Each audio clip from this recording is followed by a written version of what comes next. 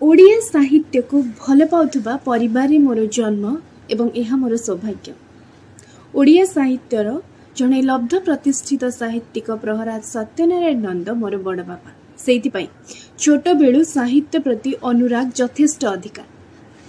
एथर रेवतीर प्रच्छदरे मु एवं द्वितीय थर पाई रेवतीर प्रच्छदरे मु यह खुशी दिए मते आ मो परिवार लोकंको एवं मते भल पाउथुबा समस्त शुभेच्छु मान।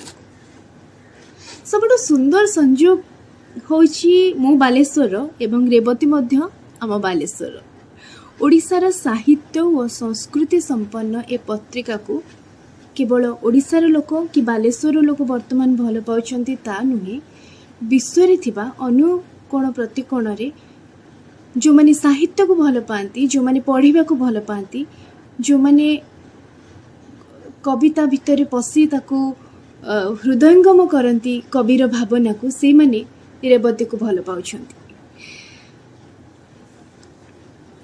रेवती विषय कहबी कि एटा निहाती भाବରେ गोटे अभिनव प्रयास। यार संपादना कहतु, विषय चयन कहतु, यार परिपाटी अत्यंत चमत्कार एवं यह निहाती भाବରେ ओडिया साहित्य रे एक स्वतंत्र धारा सृष्टि करिछि। मोर आशा एवं विश्वास रेवती दिने सर्वश्रेष्ठ पत्रिकार मंडित हब।